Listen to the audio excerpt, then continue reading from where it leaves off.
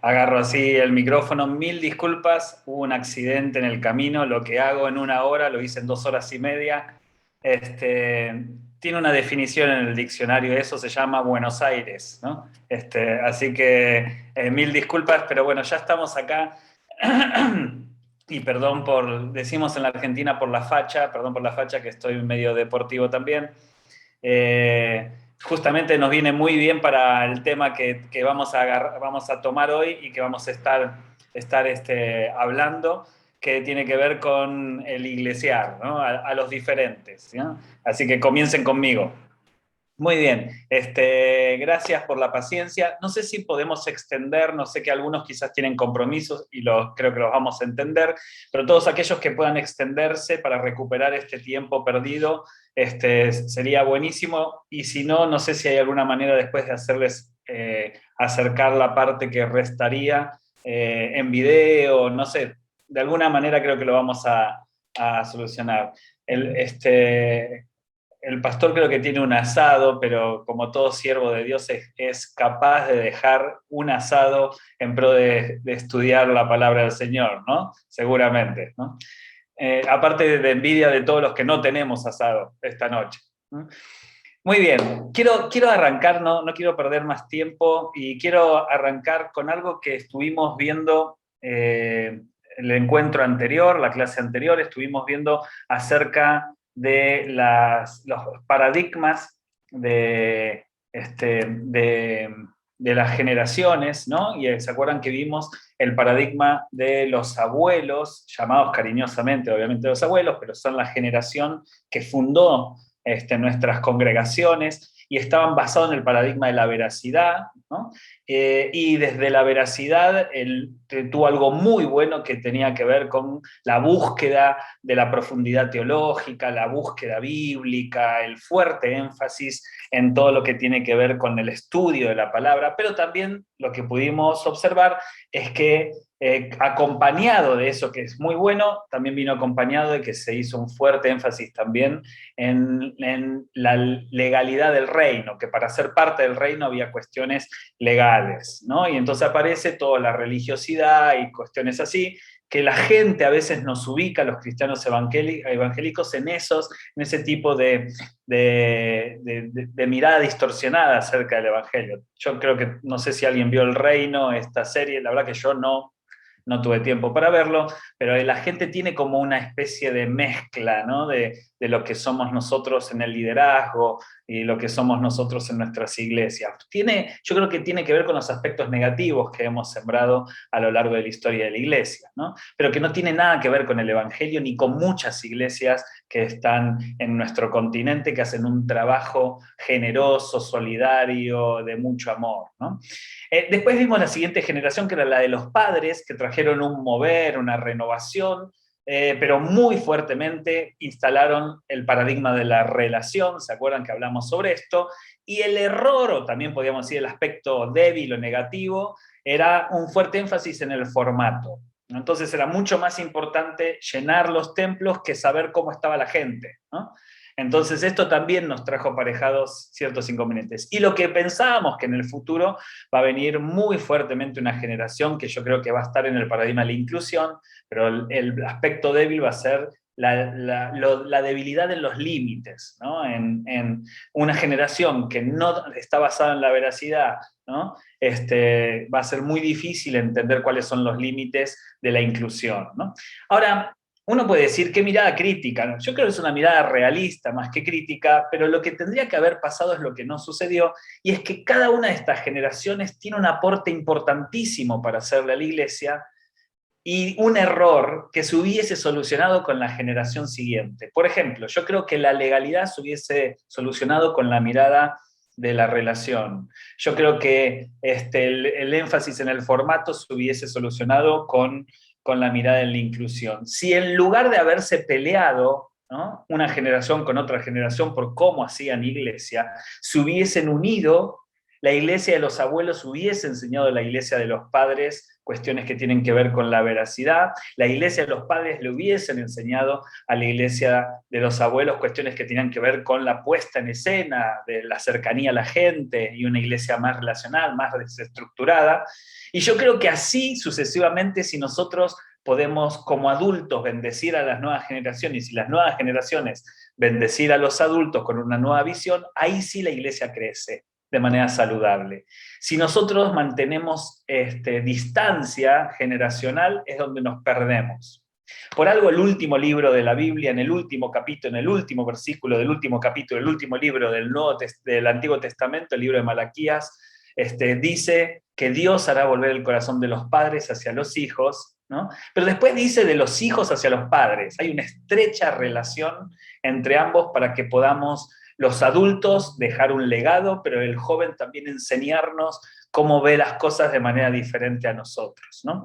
Yo nunca pensé que me iba a pasar de decir, ay, no me banco esta música, ¿no? Pero cuando escucho toda la música de ahora, entre trap, rap, elegante y todas esas cosas raras, ahí me siento como mi papá conmigo, ¿no? Mi papá que escuchaba tango y folclore, mi mamá que escuchaba a Richard Clayderman, ¿no? Que ponían, no sé, esa música, y yo decía, qué dinosaurios.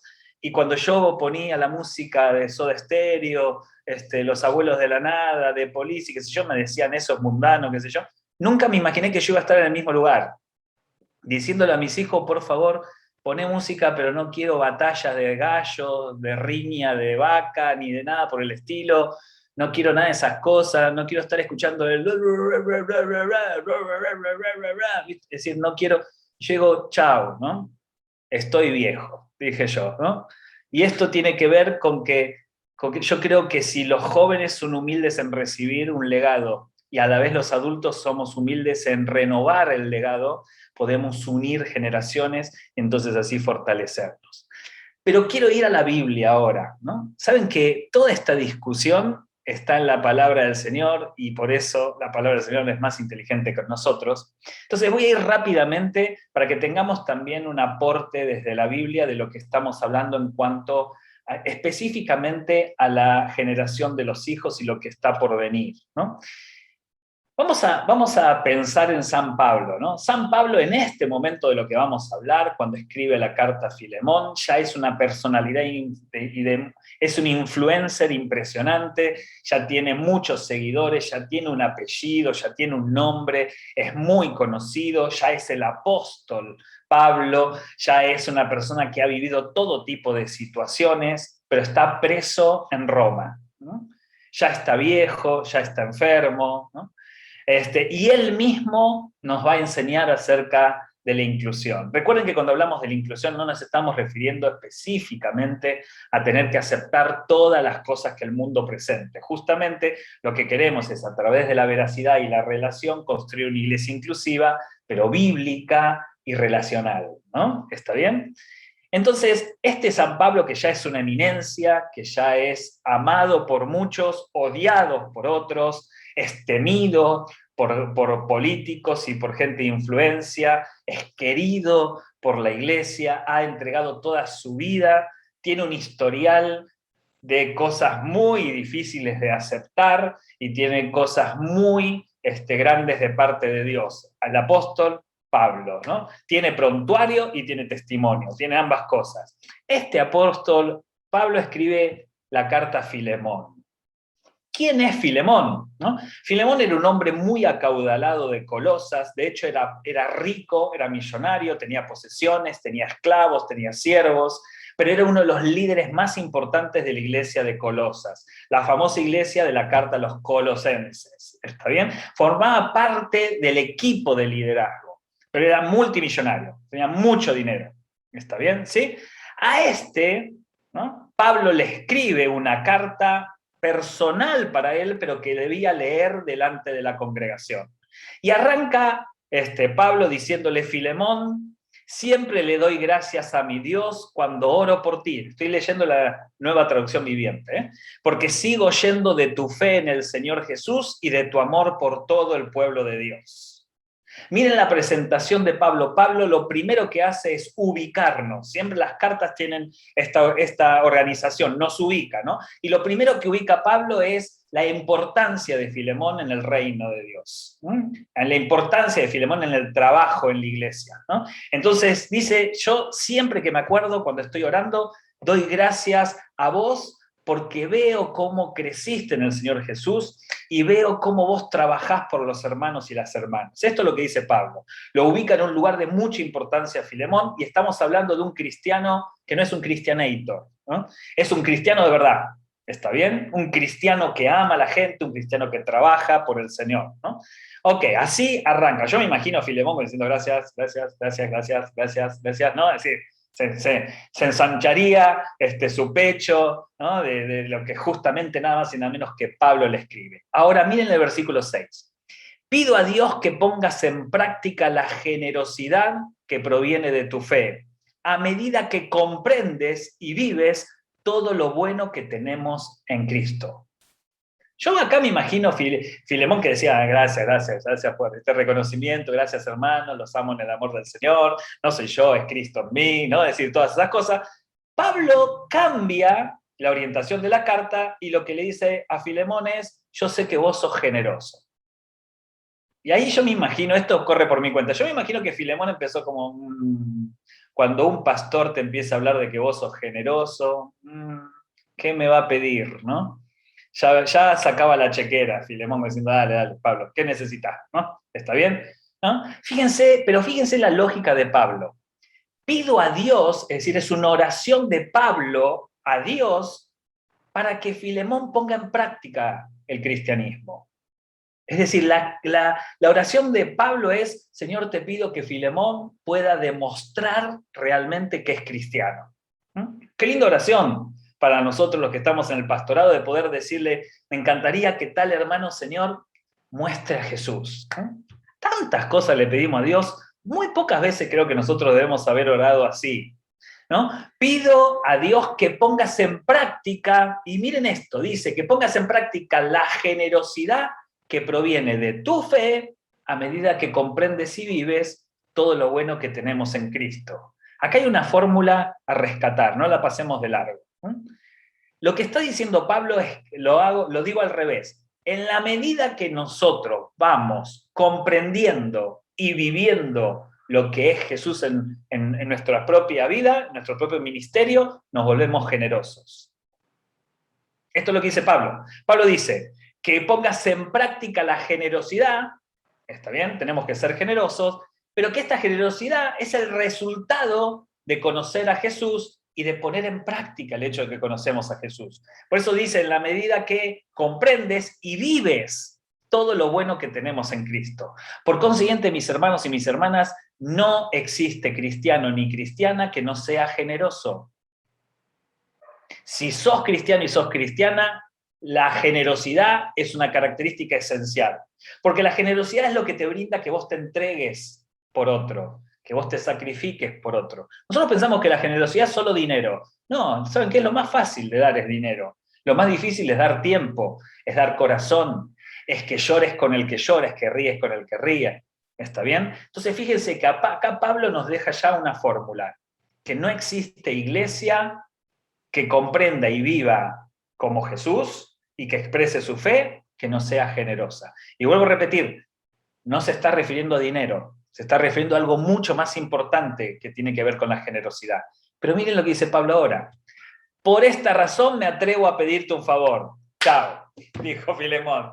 Ya sé, alguna ofrenda especial, algún pacto, ¿qué hay que hacer? A ver, Pablo, dale, vamos, dale, no demos más vuelta.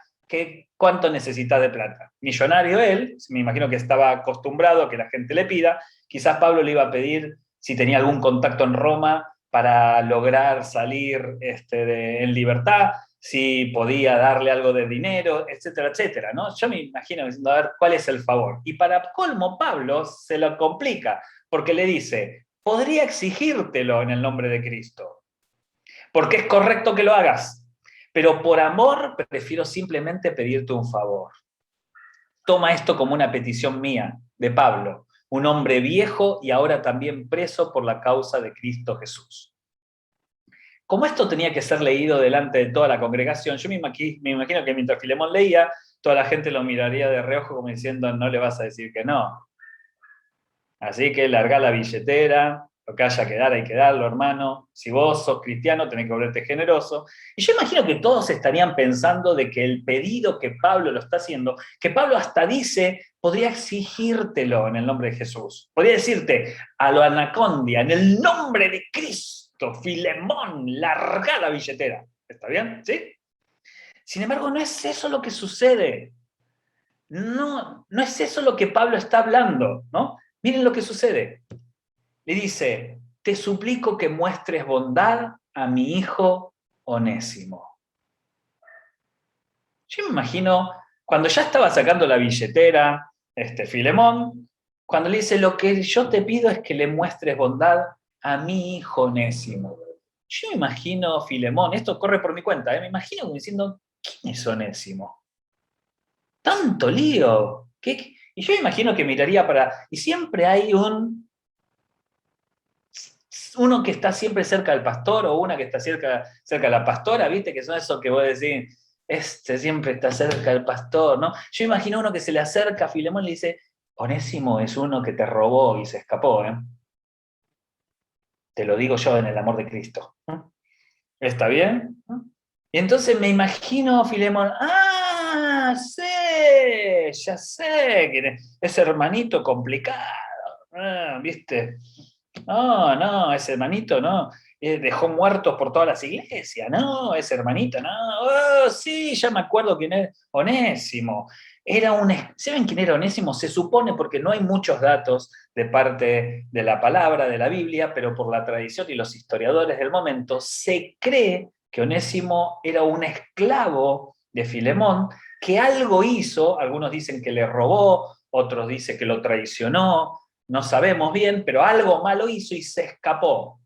Ustedes saben que un esclavo era menos importante que un animal, es decir, quizás un caballo era mucho más importante que un esclavo, por consiguiente, si podíamos matar a un esclavo no servía para nada, no era muy importante, de hecho se creía que los esclavos no tenían alma, por consiguiente no iban ni al cielo, ¿está bien? ¿Sí? Por eso se los podía vender, se los podía comercializar, y en la época en que estamos hablando de la carta de Filemón existía la esclavitud.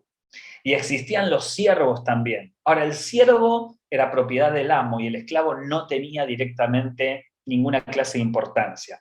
No sabemos si Onésimo era un siervo o si era un esclavo, creemos que era una especie de siervo, ¿está bien? ¿Sí? Un empleado que no tenía derechos, que era propiedad de su amo, y por consiguiente, si algo malo había hecho, merecía la muerte. Por eso Onésimo mete la pata y se escapa, se va a Roma.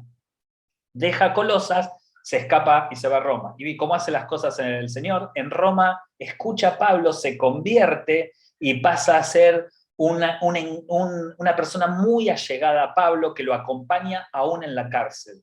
Algunos creen que Onésimo estuvo preso igualmente que Pablo. Está bien, muy cercano a Pablo, sirviéndolo porque había conocido al Señor Jesús.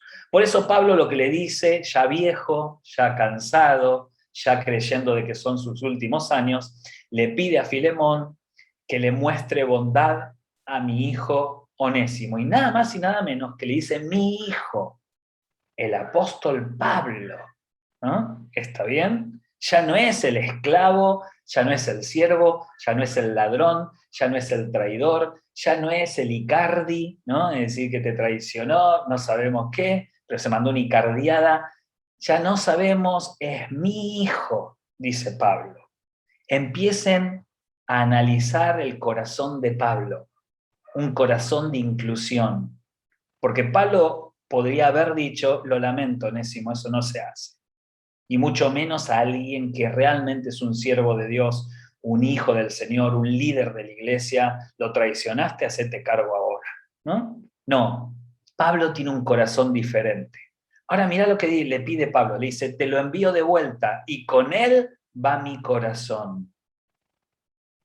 Qué responsabilidad la de Filemón, Porque Filemón acá tiene un problema político y social y religioso. Político porque él tiene que tomar una decisión de recibir a Onésimo cuando merece la muerte. Por consiguiente, todos los demás esclavos podían cometer lo mismo, la misma acción, ¿no? Social porque queda mal con todos sus colegas millonarios, ¿no? Diciendo no hagas eso porque se puede venir una rebelión, y religioso porque está toda la iglesia observando este accionar. Lo que Pablo le pedía era imposible de ejecutar. ¿Está bien? Pero miren, dice, le dice Pablo, preferí que ayudaras de buena gana y no por obligación. Pablo cuando te quería pegar, te pegaba, ¿eh? Dice, yo te lo podía haber exigido, en el nombre de Jesús recibí a Onésimo en tu casa nuevamente y no le hagas nada. Pero ¿sabes qué? Yo quiero que salga de tu corazón, dice Pablo, y no porque te lo estoy pidiendo yo, ¿no? Parece que perdiste a Onésimo por un corto tiempo para que ahora pudieras tenerlo de regreso para siempre, le dice Pablo. Él ya no es un esclavo para ti, le dice. Es más que un esclavo, es un hermano amado, especialmente para mí. Para. Entonces Pablo no le estaba pidiendo que Onésimo lo perdone. ¿Está bien? Perdoná a Onésimo. No le estaba pidiendo que lo perdone, porque perdonar podemos perdonarlo nosotros, todos. Le estaba pidiendo algo mucho más importante. No que lo perdone, que le cambie la naturaleza. De esclavo a hermano. De no tener alma a tenerla. De ser un sirviente tuyo a que ahora sea el que está al lado tuyo. Pablo lo que le estaba pidiendo a Filemón no era que lo perdone a Onésimo, le estaba pidiendo que lo dignifique como persona. Ahora pará, Onésimo merecía la muerte. Onésimo había pecado. Onésimo tenía todas en contra de la ley. No merecía ser recibido y tenía que ser un castigo ejemplar contra todos. Pero Filemón era un pastor, ¿ok? ¿Y qué pasaría si llega una chica transexual a tu iglesia? Merece la muerte, peca, sucia, drogada, violada. ¿Qué pasaría? Según nuestra visión de la veracidad, diríamos, en mi iglesia no entra. Según la relación, la recibimos porque queremos que haya gente, pero no le vamos a dar participación, no va a poder participar de nada. Y según Pablo, si te escribe una carta el mismísimo Pablo diciéndote te pido un favor, y ¿sabes qué? Podría exigírtelo en el nombre de Jesús, pero te lo quiero pedir porque en la medida que vos quieras ser como Jesús, tenés que ser generoso, tenés que ser generosa. Por consiguiente, te envío a Sheila, que antes era el 4 que jugaba de defensor en Chicago, que se llamaba Carlos, pero hoy es Sheila. ¿Y sabes qué? Con ella va mi corazón. Recibíla no como una transexual, no como una travesti, recibíla como tu hermana. ¿Qué haces? ¿Qué haces? Porque vas a tener los mismos problemas que hubiese tenido Filemón con tus otros pastores, porque a partir de ese momento tu iglesia va a ser llamada la iglesia de los travestis. Y todos los demás te dicen, ¿quién? No vayas a esa iglesia. No, esa iglesia, no. Esa iglesia es cualquiera. Predican un evangelio light. Hermano, no hay nada más poderoso que el dignificar a una persona, aún por sobre nuestro criterio, que la palabra de Dios y que la mirada de Jesús sea más importante que nuestros prejuicios. No tiene nada de light. Es lo más poderoso que puede existir. Y uno me va a decir, Adrián, acá estás sacando de contexto porque Onésimo no era travesti. Onésimo era peor que un travesti, porque Onésimo merecía la muerte legal. Y paren, no termina ahí. Porque Pablo le dice, ahora será de más valor para ti como persona y como hermano en el Señor. Y ustedes me van a decir, bueno, pero no es lo mismo. Es que en el tiempo de Filemón, Un esclavo o un siervo que te había traicionado era imposible de perdonar, no entraba en la cabeza. Era imposible, no podías hacerlo. Y de hecho, si lo hacías era un error, merecía la muerte. ¿Está bien? Imagínense, venían atrayendo toda la historia de Israel, donde mereció la muerte Sodoma y Gomorra, donde merecieron la muerte los profetas que se iban de la palabra de Dios, donde merecía la muerte todo aquel que luchaba en contra de la voluntad de Dios. Aparece un Onésimo y merece la muerte. Es lo que nosotros venimos haciendo durante siglos. Si estás en contra de la voluntad de Dios, mereces la muerte. Todavía nosotros tenemos ese rezago, porque no vamos a matar a nadie, pero vamos a mandar al infierno ida y vuelta, ida y vuelta, ida y vuelta, y que sufre de camino muchas veces, a mucha gente. ¿Está bien? Miren esto. Así que si me consideras tu compañero, recíbelo a él como me recibirías a mí. Me mata esta carta. Es una bomba de tiempo. ¿Por qué no le prestamos atención a la carta de Filemón? Es una carta de una carilla y media. ¿Por qué no le prestamos atención? Mira lo que dice Pablo. ¿Sabes qué? Ponele el pecado que quieras. Ponele el nombre que quieras. Onésimo y te robó siendo esclavo. Ponele el pecado que... Aquí hay una fórmula que tiene que ver con el iglesiar. Nosotros iglesiamos cuando en lugar de mirar el pecado, podemos dignificar a la persona. ¿Saben por qué? Porque si nosotros miramos el pecado, deberíamos mirar todos los pecados. Eso por un lado. Pero si nosotros miramos el pecado, nunca ves la persona. Cuando traen la mujer adúltera a Jesús, todos miran el pecado y Jesús mira a la mujer. No mira el pecado. Y de hecho, si Jesús tuviera que mirar el pecado, miró primero el pecado de los que lo traían y por eso les dice, si alguno de ustedes no tiene pecado, entonces sí vamos a juzgar a esta.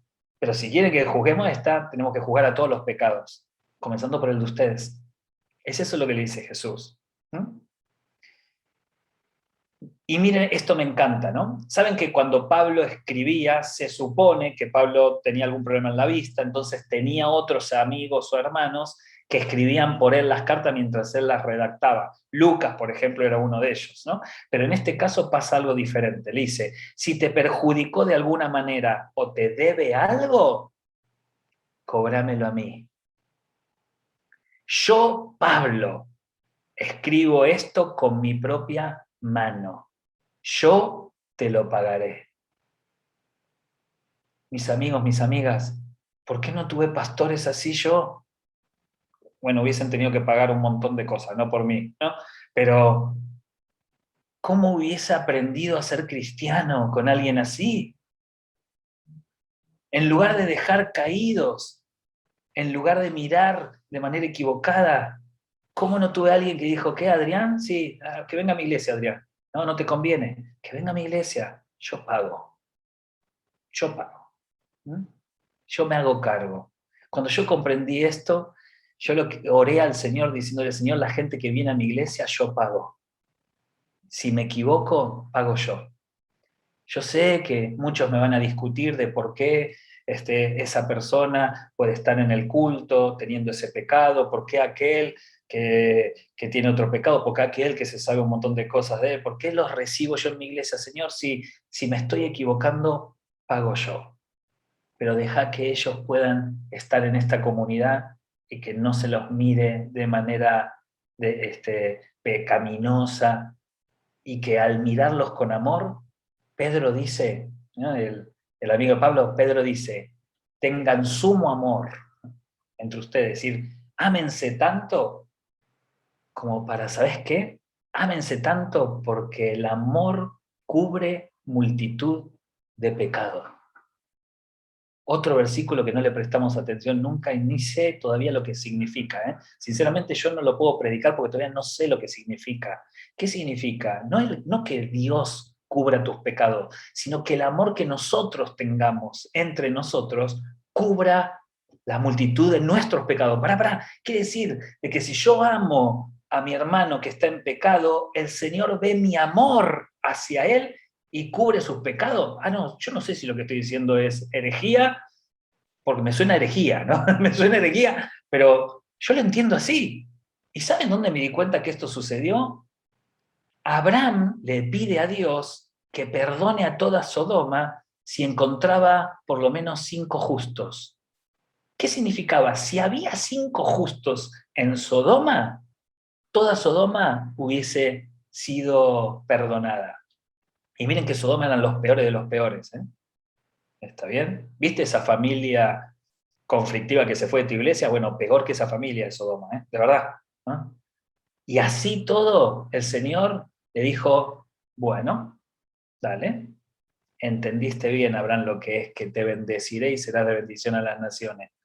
¿Querés comenzar bendiciendo a Sodoma? Si encuentro 5, perdono a toda Sodoma con todas las barbaridades que hacían los sodomitas, ¿eh? ¿Y saben qué? No encontraron 5. ¿Sabes por qué? Porque no plantamos ninguna iglesia en Sodoma antes. Teníamos que haber hecho una campaña evangelística antes. Porque entonces por lo menos 5 se tenían que haber convertido. Es que no había iglesia.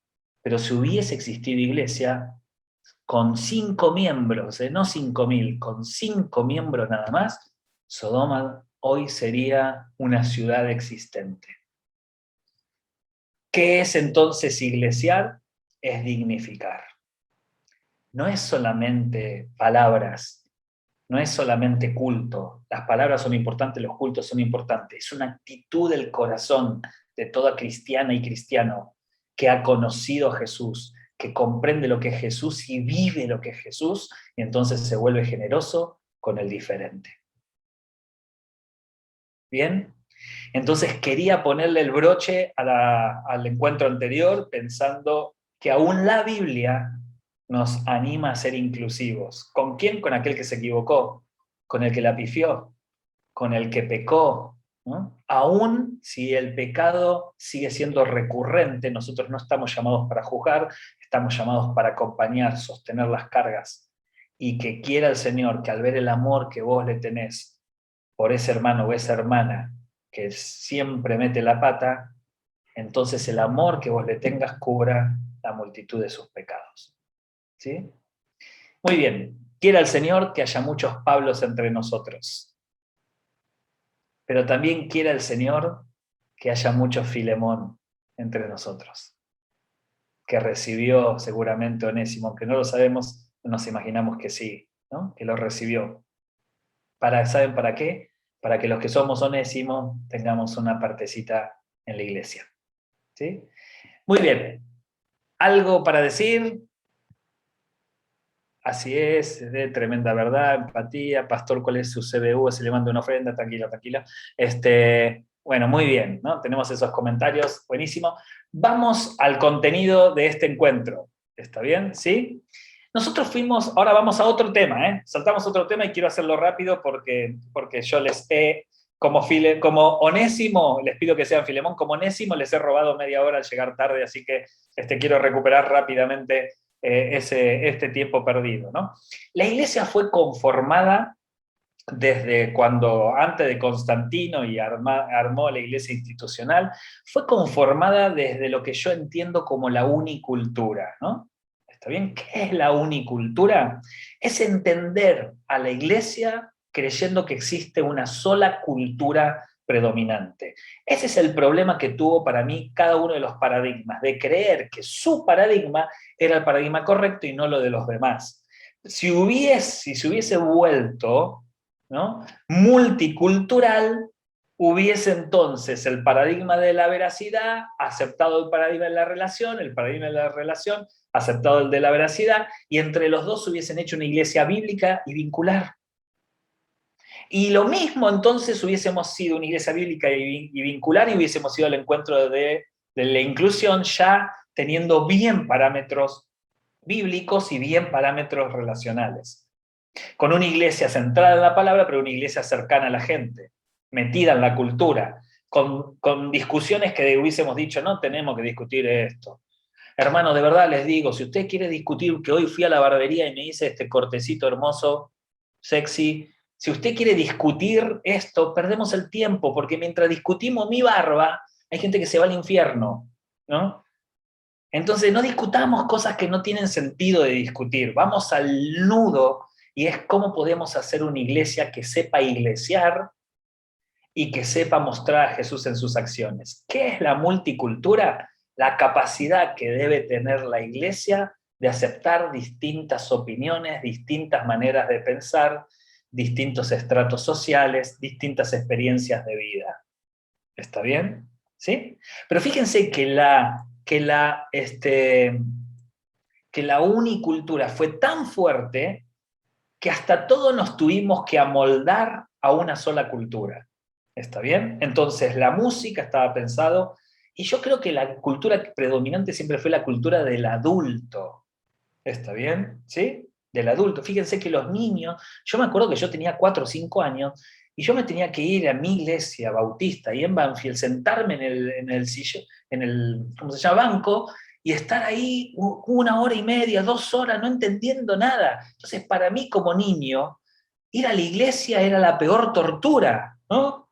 Es decir, y para colmo, todos mis compañeritos estaban seguramente viendo dibujitos animados, jugando en el parque, y yo tenía que ir a la iglesia a un momento donde no era un momento cómodo, un domingo a la mañana, vestirme de una forma extraña, a escuchar cosas que no entendía.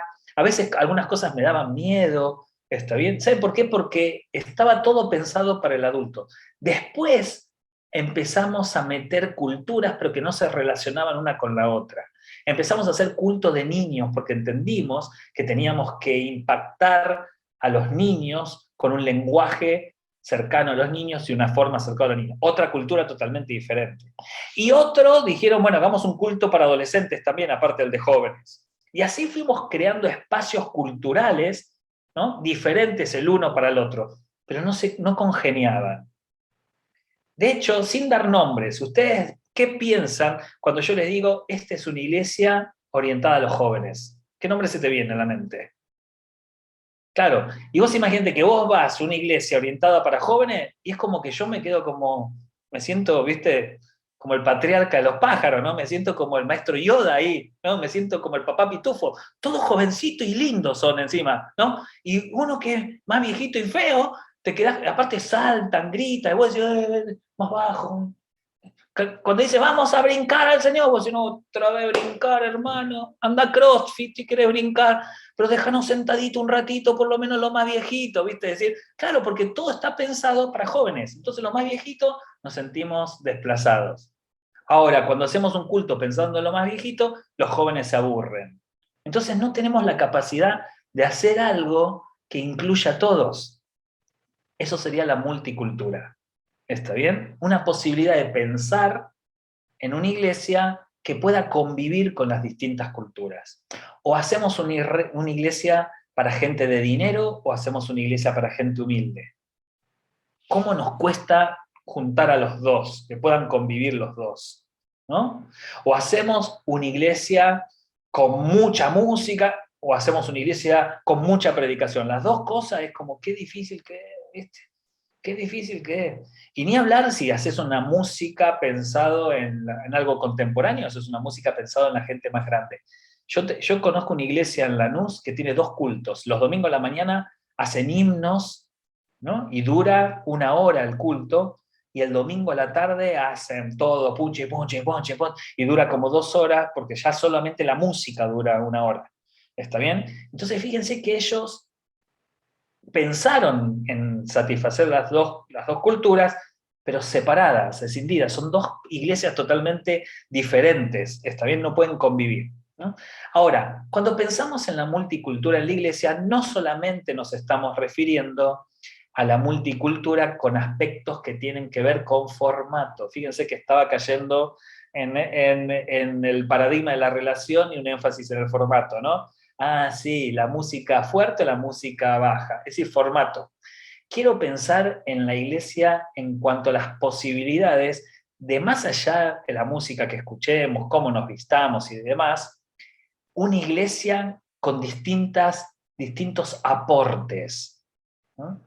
Con distintas maneras de hacer crecer al cuerpo. Por eso quiero proponerles algo, una lectura que espero que les interese, y la vamos a unir a la de los paradigmas en la generación, ¿no? Para eso quiero presentarles 4 culturas dentro de la iglesia.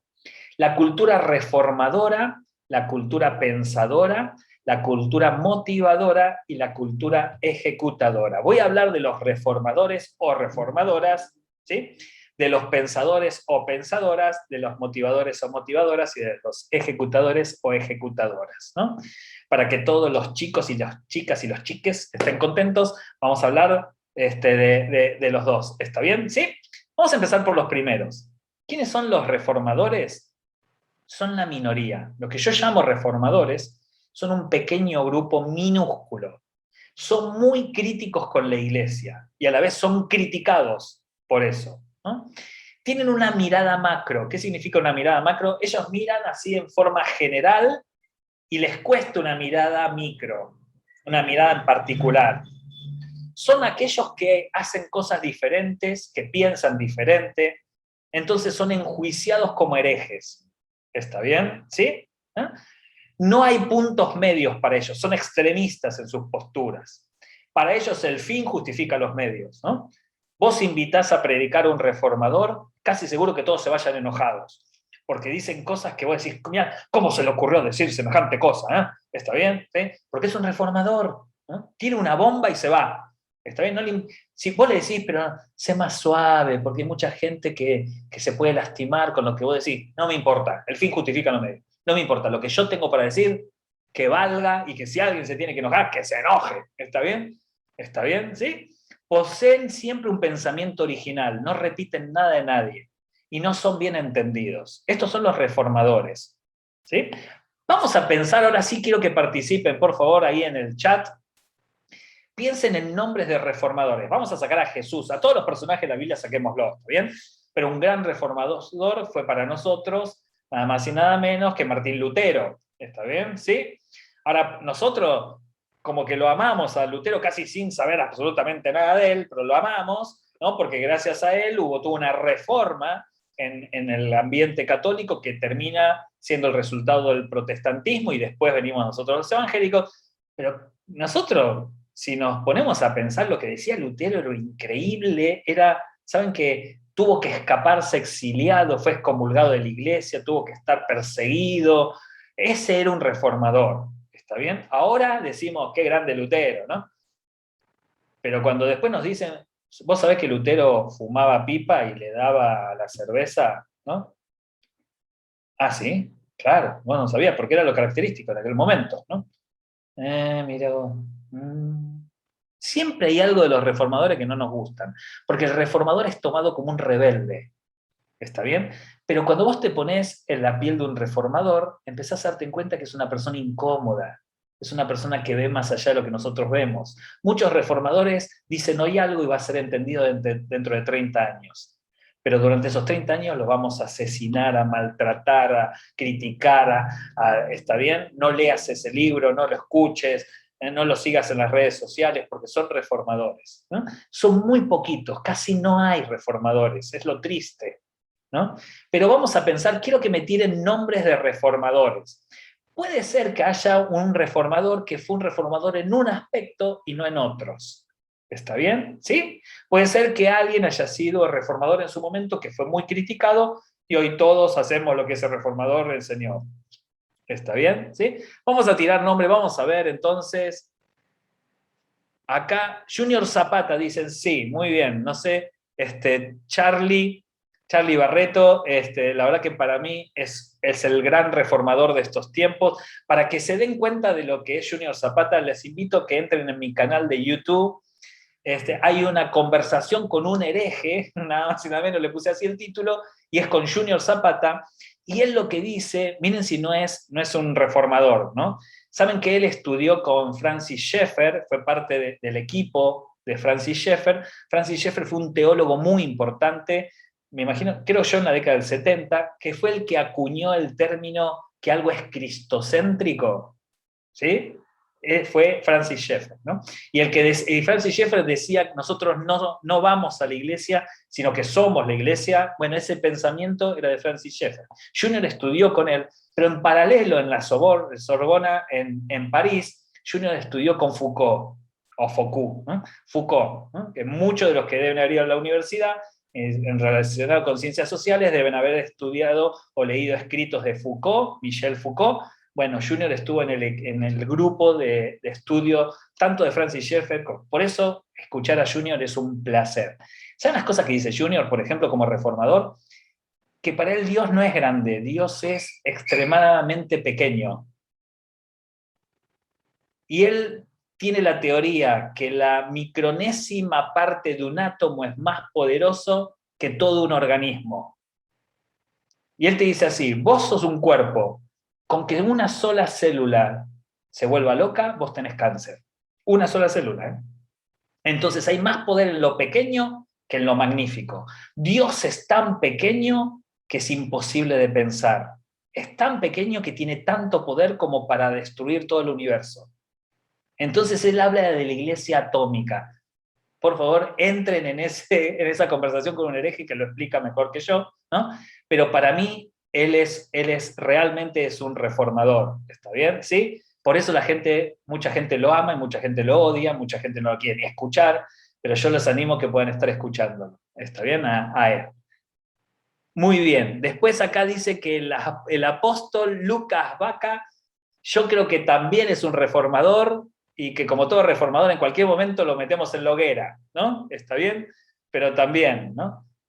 Martin Luther King, yo creo que sí, Martin Luther King en el aspecto específico de los derechos de las minorías, específicamente de los problemas raciales, fue un reformador.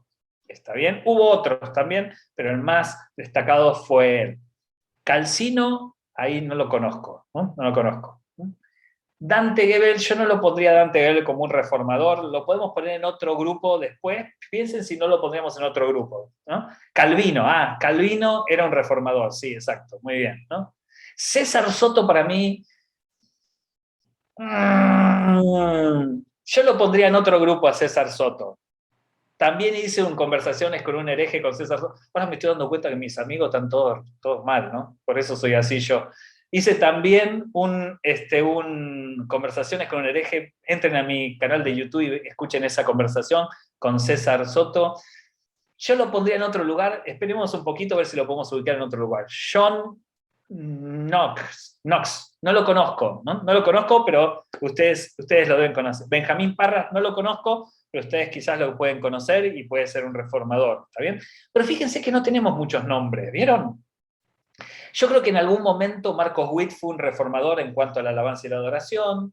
Yo creo que en algún momento aún Carlos Anacondia fue un reformador en cuanto a la liberación, el evangelismo acompañado de liberación. Hay muchos, ¿está bien? Que en algún momento fueron, ¿está bien? Y después como la reforma se asimiló, dejó de ser reforma, ¿está bien? Pero es una llamada de atención a que fíjense que nosotros no damos espacio a reformadores, mucho menos a reformadoras. ¿Está bien?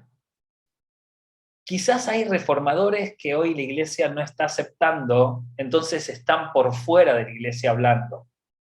Y quizás lo que hoy criticamos mucho, el día de mañana puede llegar a ser algo natural en nosotros.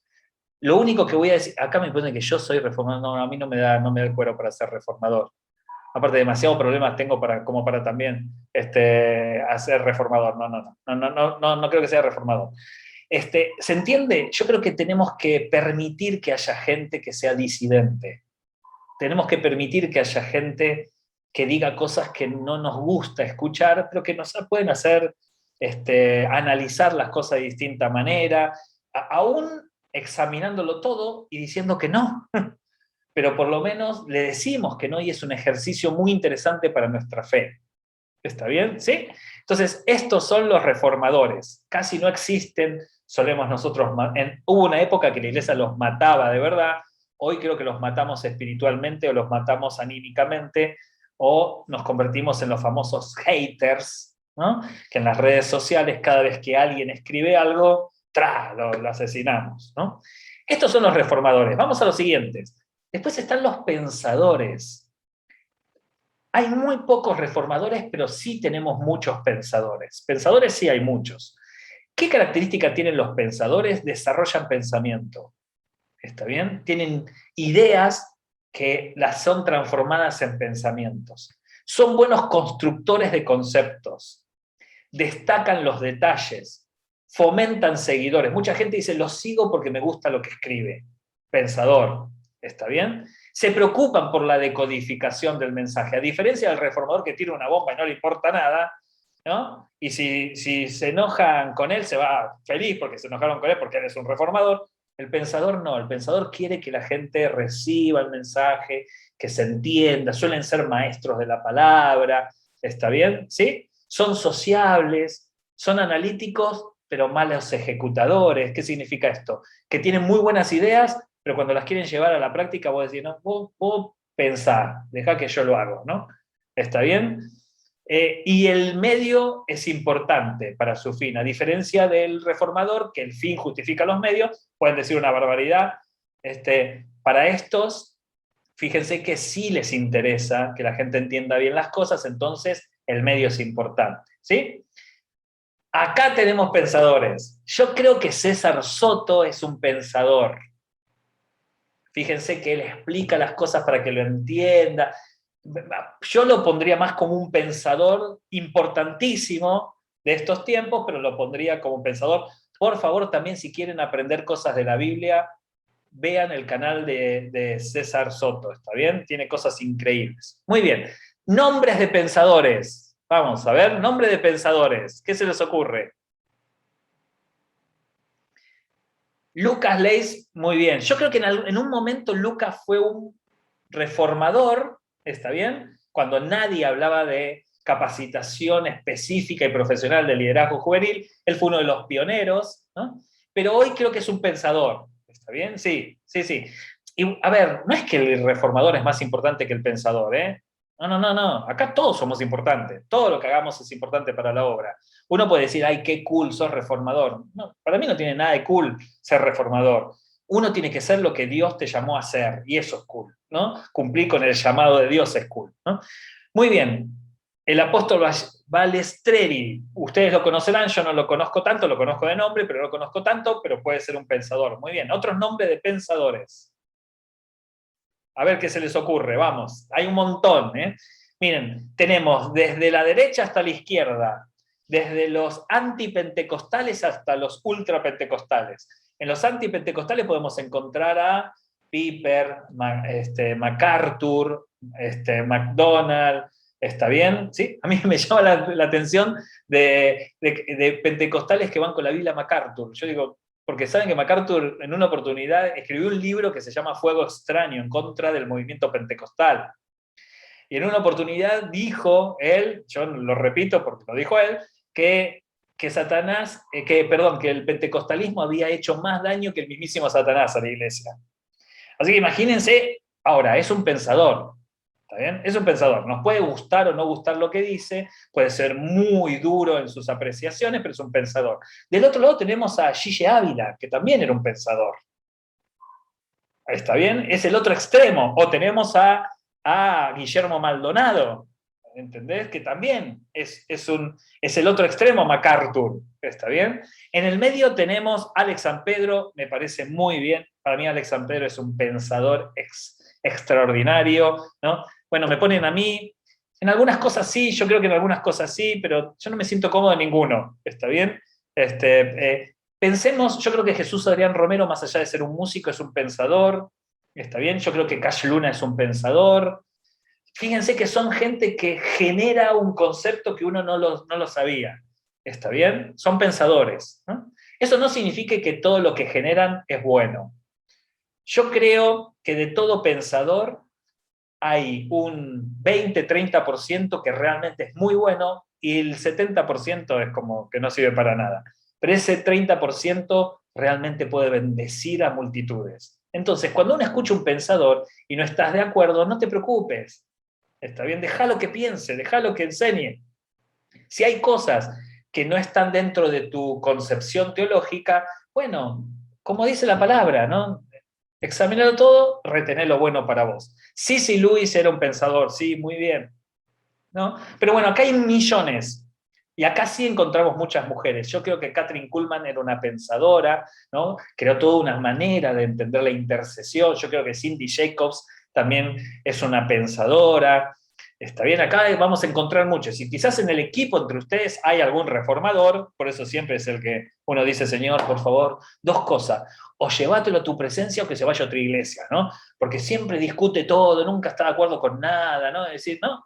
Quizás hay un reformador, una reformadora, pero también quizás tenemos pensadores, pensadoras, de esas que vos te quedás como, wow, ¿cómo enseña, ¿no? Wow, ¿no?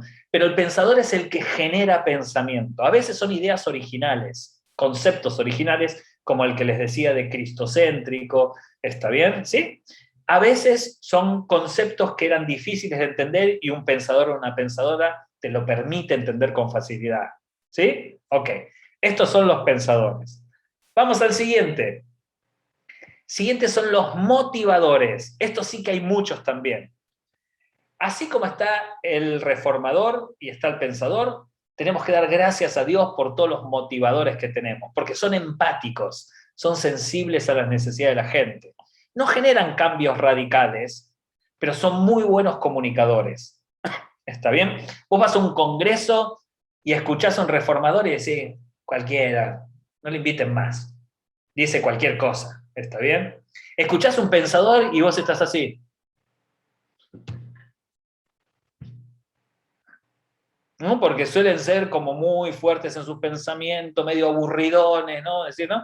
Ahora escuchás un motivador, vos decís, qué congreso, hermano, qué congreso, qué final del congreso, predicó un motivador increíble, salimos con un fuego, ¿de qué predicó? De la oveja perdida, ¿no? ¿Qué mensaje? Vos decís, hace 40 años que vas a la iglesia. Y vos te fuiste tocando el cielo con la mano con una predicación de la oveja perdida, pero qué mensaje, no sabes el fuego que tenía.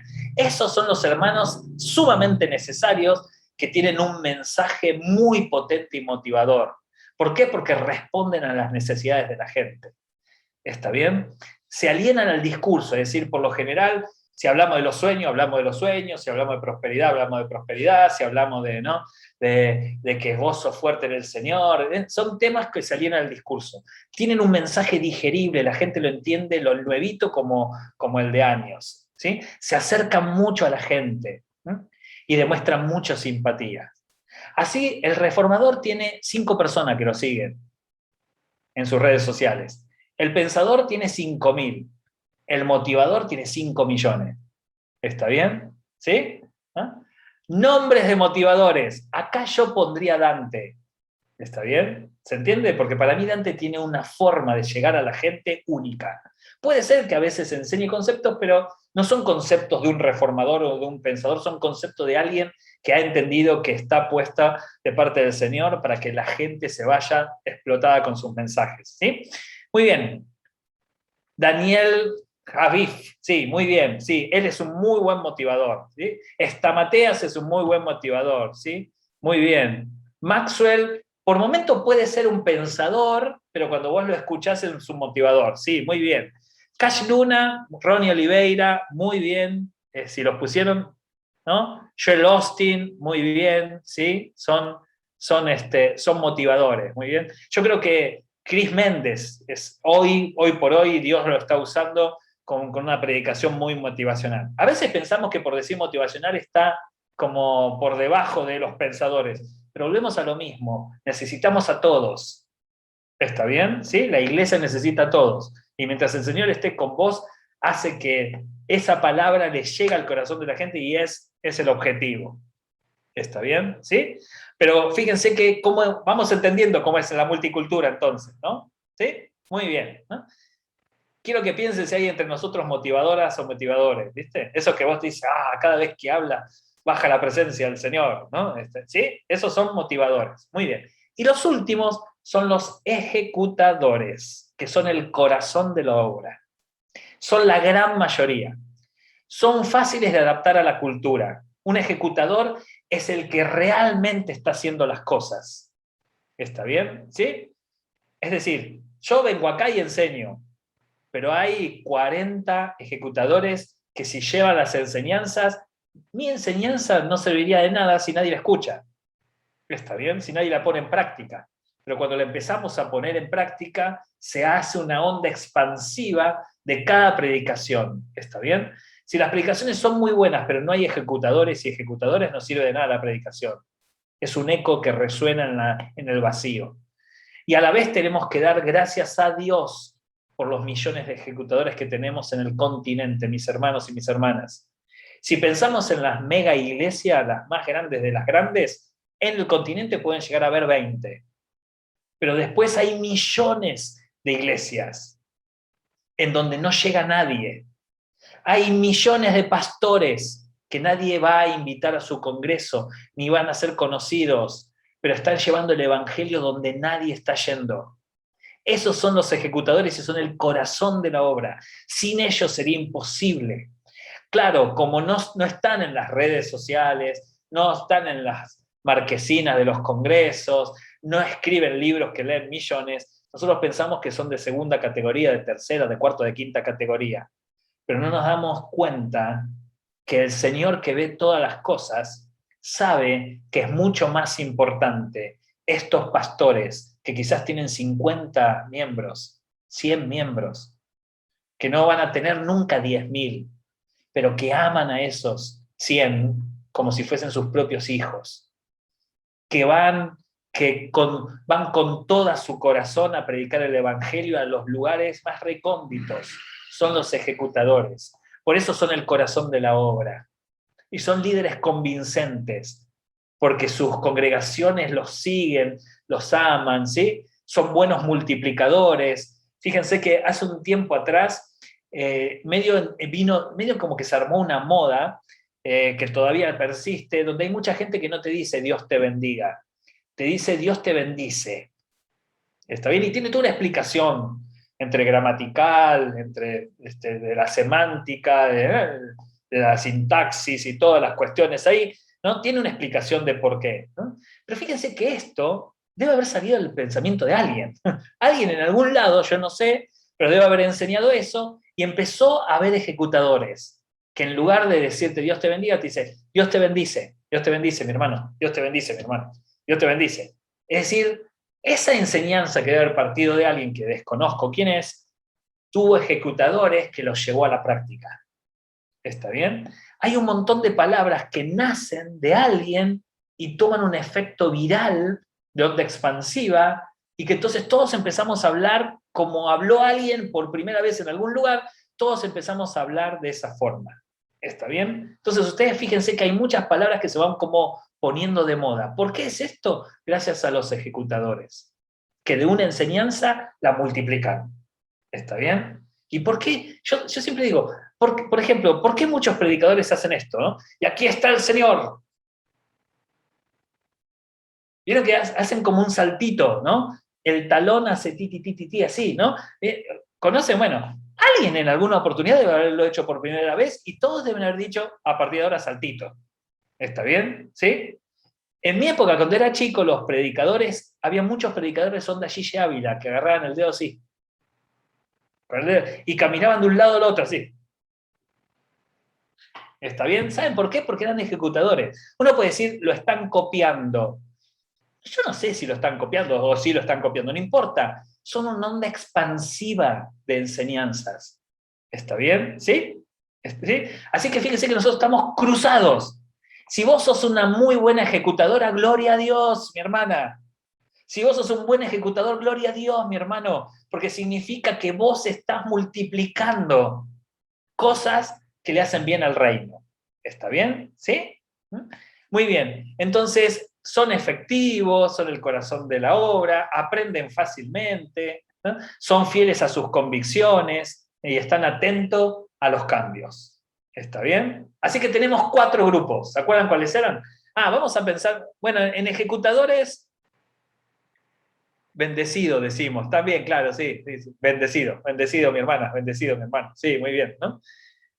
¿Cuántos vinieron a alabar a Dios? Muy bien. Hay un montón de frases que las vamos a identificar como ejecutadoras, pero a veces no son frases, sino son conceptos. ¿Está bien? Imagínense si nos convertimos en ejecutadores de una iglesia que empieza a enseñar que hay que ser como Jesús. Y se arma una onda expansiva de que todo cristiano tiene que ser como Jesús. Uno dice, pero Adrián, eso ya existe. Yo no lo vi nunca. No decir nunca. Vi un montón de cosas, Vi que Dios te va a prosperar, que Dios, sanidad interior, liberación, para que fuertemente podamos medirnos a nosotros de si estamos mostrando Jesús o no estamos mostrando Jesús, sería el claro ejemplo de por los frutos los conoceréis, y no hay fruto más importante que el del Espíritu, y el fruto del Espíritu era las características esenciales del corazón de Jesús. ¿Está bien? ¿No? Entonces, mostrar a Jesús es mostrar el fruto. ¿Está bien? ¿Sí? Ahora, tenemos la imperiosa necesidad de que la iglesia cuente con estos 4 grupos.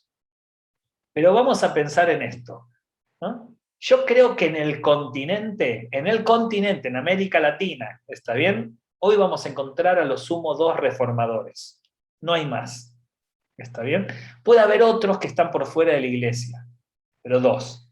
Después creo que podemos llegar a encontrar 1000 pensadores, que después podemos llegar a encontrar 100.000 motivadores, que después podemos llegar a encontrar 10 millones de ejecutadores. Cuando nosotros tenemos este tipo de cifra, que fíjense que es nada más y nada menos que es una estructura piramidal, al tener una estructura piramidal la iglesia funciona bien. Muchos que trabajan, pocos que critican. ¿Está bien? Muchos que ponen las manos en el arado, pocos de los que miran diciendo, a mí no me gusta esto, ¿eh? ¿Está bien? ¿Sí? La cantidad de gente crítica que hay en la iglesia, no necesitamos tantos. Porque ¿qué pasaría si una iglesia está conformada así, mis hermanos? ¿Cómo sería una iglesia así? Muchos caciques y pocos indios, ¿no? Muchos diciendo cosas, porque acá hay que hacer esto, porque acá hay que hacer aquello, pero nadie hace nada, ¿no? ¿Está bien? Fíjense que nosotros casi tenemos una iglesia con esta característica, ¿eh? Nosotros, no sé cuánto puede ser, pero en un promedio de 100 personas en una iglesia, casi seguro que los que trabajan realmente sean un 20, un 30%. Pero ese 20-30% son los que mantienen la obra, el corazón de la obra. Yo tengo un amigo, Willy Gómez, que él dice de que la iglesia está acostumbrada a que pocos hagan mucho. Y nosotros tenemos que tener el objetivo como líderes de transformar esta realidad para que muchos hagan poco.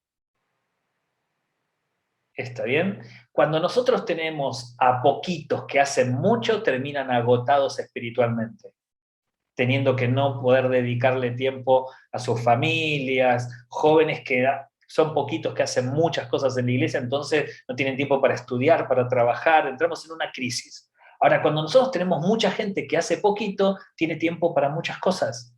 Tiene tiempo para hacer las cosas de corazón, hacerlas sin cansarse, y a la vez tiene tiempo para también invertir en otras áreas de la vida, que también eso es espiritual. ¿Está bien? ¿Sí? Así que es importante que nosotros podamos salir de este formato del triángulo invertido al triángulo correcto, ¿no? Porque tampoco sería saludable que la iglesia sea así. Esto es un caos.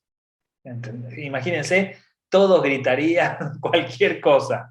Está bien acá, ¿no? No podríamos tener una iglesia efectiva con este tipo de estructura tampoco, ¿no? Muy bien. Vamos a ver, espérenme. No sé si hay preguntas, mientras yo busco un PowerPoint ahora, no sé si hay preguntas que podamos responder con respecto a esto. No sé si alguna hermana o un hermano me ayuda a poder leer las preguntas de que si existen, mientras yo ya busco el otro PowerPoint, que es la enseñanza bíblica de lo que vimos hoy. ¿Está bien? ¿No? Entonces, una iglesia saludable es una iglesia multicultural donde podemos tener reformadores, pensadores, motivadores y ejecutadores juntos, pero en un equilibrio, ¿no? ¿Está bien? ¿No? Tener críticos está muy bueno, pero no podemos llenar de críticos la iglesia. ¿Está bien? Está muy bueno tenerlos, está bueno pastores, líderes, tengan en su grupo gente disidente. Si vos tenés un joven que es un joven que está estudiando antropología o sociología y viene con pensamientos extraños, a ese joven yo lo invito una vez por semana a desayunar. ¿Saben por qué? Porque ese joven me va a decir lo justo.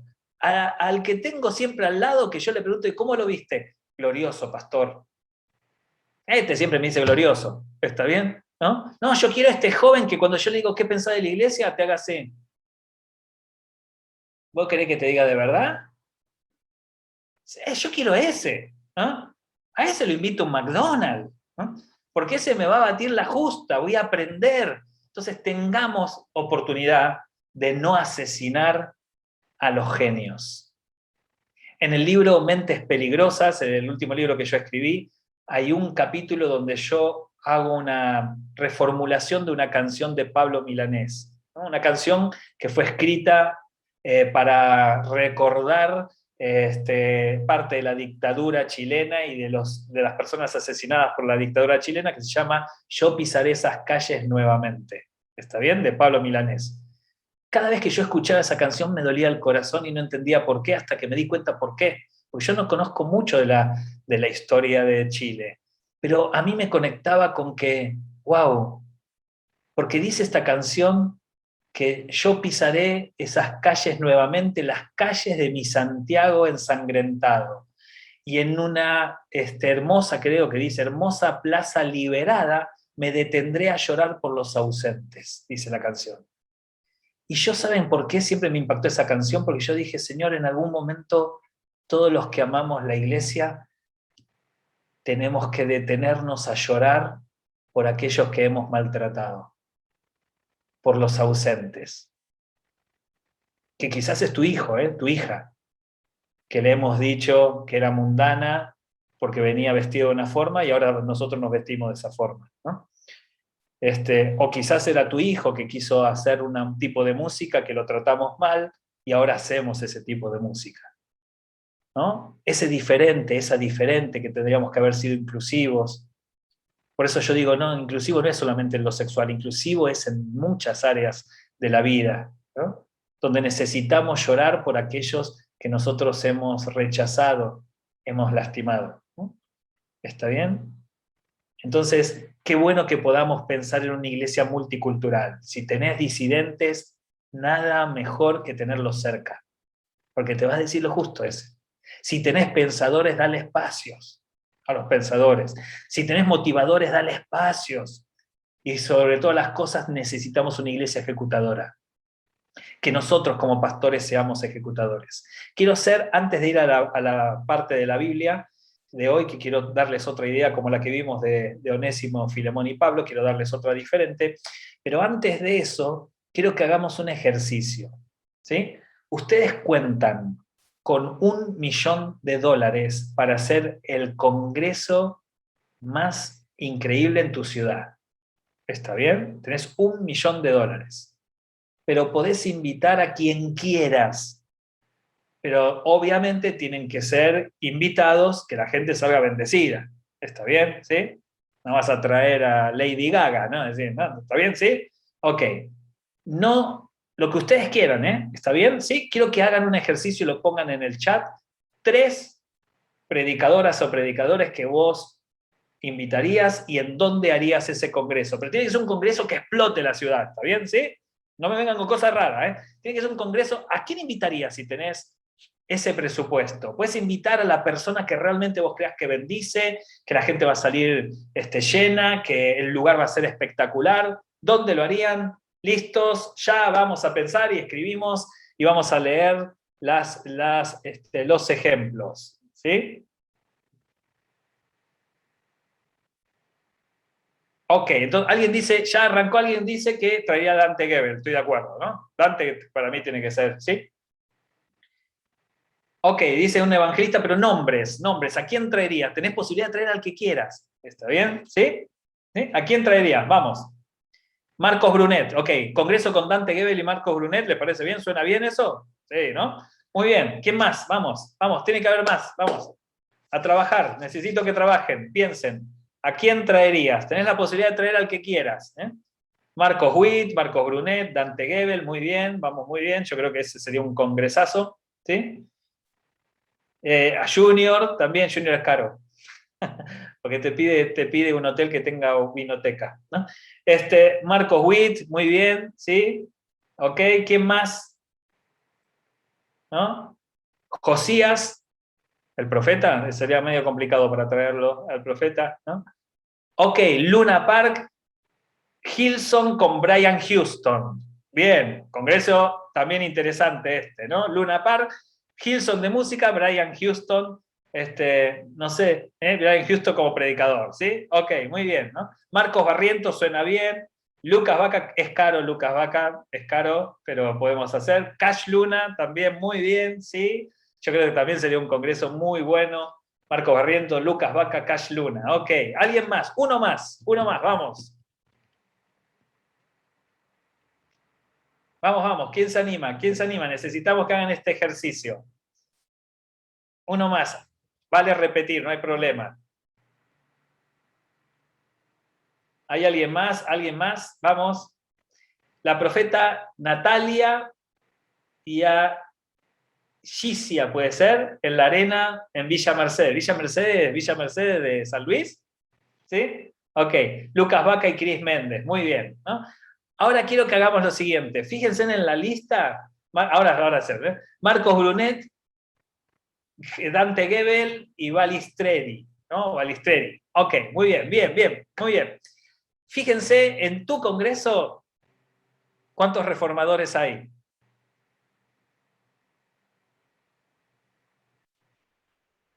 ¿Vieron que no hay espacio para reformadores? ¿Cuántos pensadores hay? ¿Cuántos motivadores hay? La gran mayoría, fíjense que son motivadores. ¿Vieron? Por eso nosotros tenemos congresos donde todos salimos contentos, pero rara vez aprendemos algo diferente. Qué bueno sería que pongamos un espacio para un reformador. Y usted va a decir, pará, si pongo un reformador se van todos enojados. Y que se vayan enojados. Pero van a recordar tu congreso para siempre. ¿Está bien? Que pongamos pensadores, ¿no? Que pongamos gente que nos haga pensar. Está buenísimo que nos vayamos tocando el cielo con las manos, adorando al Señor, que sean las figuritas que son caras hoy en día, etcétera, etcétera. ¿Está bien? Genial esas cosas, pero necesitamos que el cuerpo de Cristo sea desafiado, instruido en cosas a las cuales no está acostumbrada. ¿Está bien? ¿Sí? ¿No? Entonces, para pensar esto. Muy bien. ¿Alguna pregunta? Había una pregunta antes acá que vi, perdónenme. ¿Cómo puedo dar espacio a un reformador, a un pensador? Solo siendo una iglesia inclusiva podemos serlo. Una iglesia que escuche los disidentes es una iglesia que está segura de sus convicciones. Cada vez que nosotros le tapamos la boca a alguien que opina diferente a nosotros, es la clara señal de que nuestras convicciones son débiles. ¿Está bien? Que nuestra fe es débil. Si alguien, en una oportunidad yo estaba en un congreso que querían hacer un foro de discusión sobre homosexualidad, sensualidad y juventud. Un congreso muy abierto, un congreso hermoso. Me pusieron a mí, yo lo que dije, ¿con quién voy a estar? Con fulanito, menganita y sultanito en el foro. Dije, ¿no tenés otras personas? Pero no por ello, digo, todos opinamos lo mismo los que estamos ahí.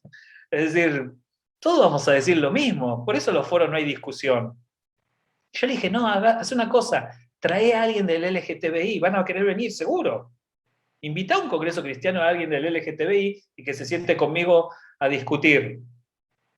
Trae a alguien de la CHA, ¿no? Trae a alguien de partidos de extrema izquierda y hablemos sobre la mirada que la política tiene acerca de la iglesia. ¿Sabes lo que me contestaron? Me dijeron, no vamos a traer a alguien del LGTBI. Mirá si después los jóvenes salen confundidos. Yo dije, pero pará, no puede ser que los jóvenes salgan confundidos. Entonces, ¿qué estamos enseñando? ¿Cuáles son los cimientos de nuestra fe si va a venir alguien y los va a confundir? ¿Saben lo que yo creo? Que ni nosotros nos creemos preparados para poder discutir con alguien así. Pero hay un montón de cristianos muy preparados, que no están en ningún congreso porque no tienen nombres sobresalientes.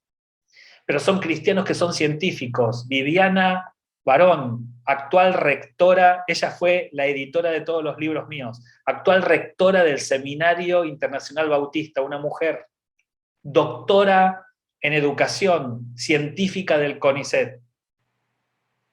Invítenla, por favor.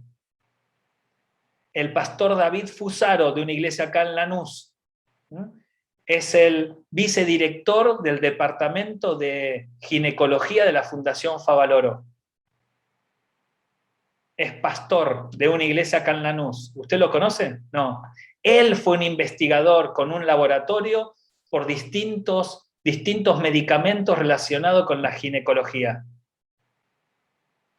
¿Ustedes quieren invitar a alguien sobre sexualidad? Invítenlo a él.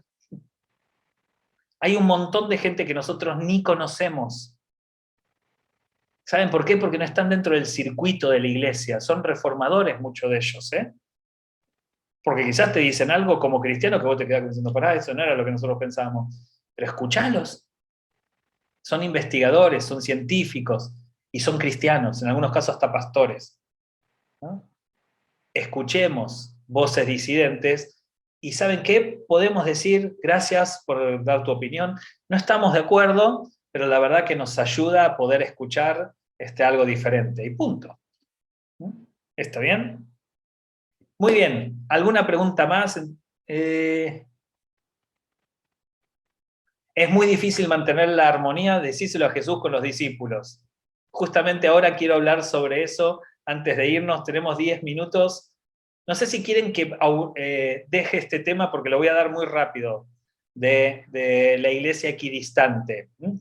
Lo podemos dejar para el martes que viene y profundizamos las cosas que estuvimos diciendo en la clase anterior y esta, para no dejar a hermanos que quieran opinar. Yo no tengo ninguna dificultad, pastor, ahí a la secretaria, si abrimos micrófono no tengo ningún problema, siempre y cuando sea cortito el aporte, así todos podemos participar, y que no nos prediquemos, total todos ya nos hemos convertido.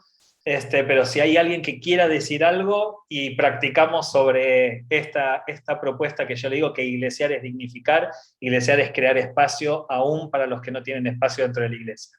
Si les parece bien, ¿alguien quiere dar una opinión o una apreciación personal de lo que vimos la vez pasada o de lo que hablamos hoy? Y abrimos el micrófono y aprovechamos estos 10 últimos minutos y guardo entonces el tema para no darlo a las apuradas para el martes que viene, ¿sí? De la iglesia equidistante.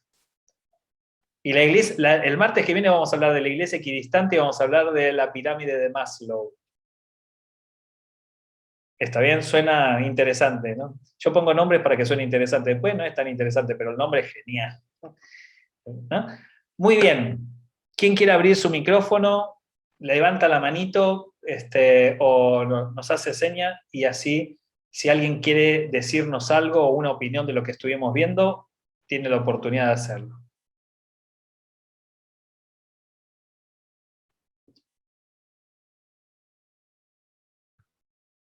No sé si hay alguien.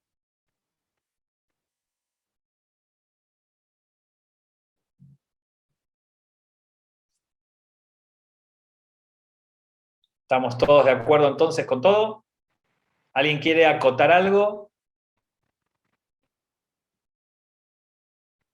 Dice, no nos animamos, dice Charlie. Saben que en mi iglesia en Cor, las prédicas, nosotros no predica una persona, predica toda la iglesia. No sé si sabían. Es decir, nosotros nos hemos dado cuenta que era mejor que toda la gente pudiera opinar en la prédica y pudiera hacer preguntas y podría dar su opinión y qué sé yo, ¿no?